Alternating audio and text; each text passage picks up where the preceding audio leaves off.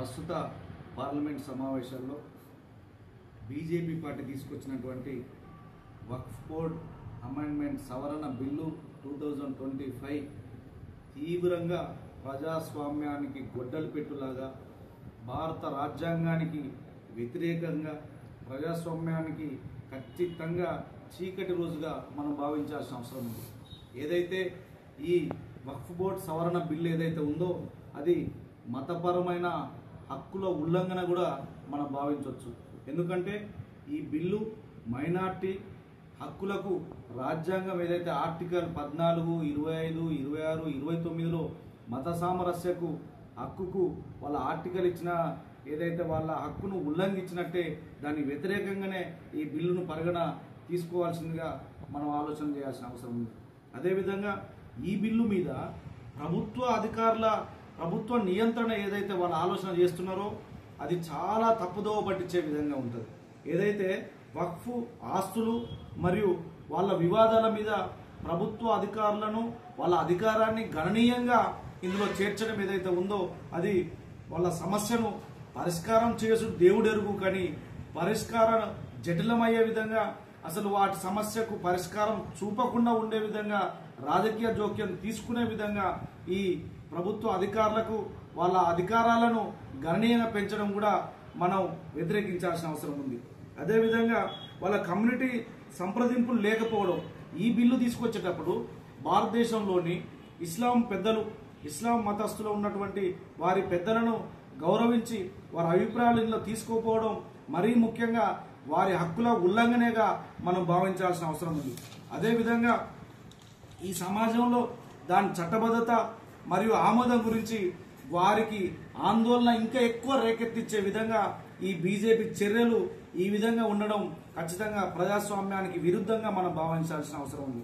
అదేవిధంగా ఏదైతే వాళ్ళ వివాదాలు పెరిగే అవకాశం ఎందుకుందనంటే ఆ వక్ఫ్ బోర్డు ఉన్నటువంటి వాళ్ళ ఆస్తులకు, వాళ్ళ వక్ఫ్ బోర్డు సంబంధించినటువంటి వాళ్ళ ఆస్తులు సుమారు మన భారతదేశంలో దాదాపు 9 లక్షల ఎకరాలుగా ఉన్నది.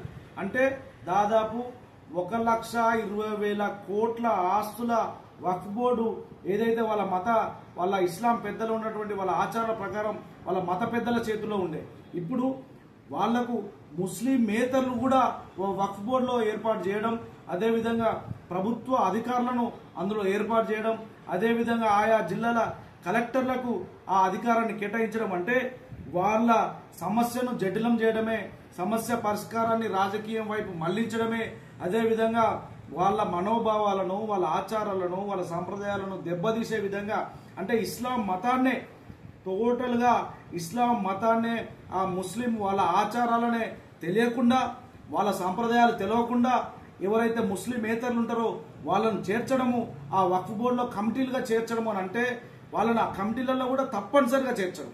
ఖచ్చితంగా ముస్లిమేతరులు ఆ వక్ఫ్ బోర్డు కమిటీలో ఉండాలి అని అంటే వాళ్ళ ఆచారాలు, వాళ్ళ సంప్రదాయాలు, వాళ్ళ మనోభావాలు ఏం తెలుస్తాయి ముస్లిమేతరులకు? సమాజాన్ని తప్పుదో పట్టించే విధంగా, మత సామరస్యం దెబ్బతీసే విధంగా, మతోన్మాదాన్ని రెచ్చగొట్టి దాన్ని రాజకీయంగా ఉపయోగించుకునే విధంగానే ఈ బిల్లును మనం చూడాలి. కాబట్టి ప్రజాస్వామ్యబద్ధంగా ప్రజాస్వామ్య విలువలను కట్టుబడి ఆలోచన చేసే పార్టీలు అన్ని వ్యతిరేకించినాయి. మన బీఆర్ఎస్ పార్టీ కావచ్చు, వైఎస్ఆర్ కాంగ్రెస్ పార్టీ కావచ్చు, అదేవిధంగా ప్రధాన ప్రతిపక్షమైన కాంగ్రెస్ పార్టీ కూడా దీన్ని వ్యతిరేకించింది. ఏది అయినా కూడా మేము పట్టిన కుందేలుకు 1.5 కాలే ఉన్నట్టు, గుడ్డెద్దు చేన్ల పడ్డట్టే ఈరోజు బీజేపీ పార్టీ ఖచ్చితంగా మొండిగా దాని వైఖరిని స్పష్టం చేస్తూ ఈ బిల్లును ఆమోదింపజేసుకోవడం ఖచ్చితంగా ప్రజాస్వామ్య విలువలకు తూట్లు పడవడమే. ఖచ్చితంగా నా బీసీ, ఎస్సీ, ఎస్టీ, ముస్లిం మైనార్టీ సోదర సోదరిమణులకు ఖచ్చితంగా సపోర్ట్గా ఉండాల్సిన అవసరం ఉంది. ఇది ప్రజాస్వామ్య విలువలకు ఖచ్చితంగా గొడ్డలు పెట్టు. కాబట్టి మన వాయిస్ని తెలిపి ముస్లిం సమాజానికి, భారతదేశంలోని ఇస్లాం మతస్థులందరికీ మనం అండగా ఉండాలి. మత సామరస్యకు చాలా గొప్పగా మనం విలువనిస్తామని చెప్పి తెలియాల్సిన అవసరం ఉంది. కాబట్టి ఇదే విధంగా భారతదేశంలో ఒక ఇస్లాం మతస్థుల మీద కాదు, క్రైస్తవుల మీద కావచ్చు, దళితుల మీద కావచ్చు, అణగారిన వర్గాల మీద ఒంటెద్దు పోగొడలతో దాడికి దిగుతున్న ఈ బీజేపీని వ్యతిరేకించకపోతే రానున్న రోజులలో ఈ భారతదేశ ప్రజాస్వామ్యానికి పెను ప్రమాదంగా, అదేవిధంగా భారత రాజ్యాంగానికి పెను ప్రమాదం అయ్యే అవకాశం ఉంది. కాబట్టి తస్మాత్ జాగ్రత్త అని చెప్పి ప్రజాస్వామ్య లౌకికవాదులందరూ స్పష్టంగా వారి మద్దతు ఈ ఇస్లాం సోదర సోదరిమణులకు మన ముస్లిం సోదర సోదరిమణులకు వారి లౌకిక మద్దతు తెలిపి వారి గలం విలిపించి ఈ బిల్లుకు వ్యతిరేకంగా ఖచ్చితంగా మనం నిర్ణయం తెలియజేయాలని చెప్పి కోరుకుంటూ సూర్యాపేట జిల్లా తుంగతుర్తి బీఆర్ఎస్ పార్టీ నాయకులు మీ డాక్టర్ ప్రవీణ్ కన్నుపూరి. ధన్యవాదాలు.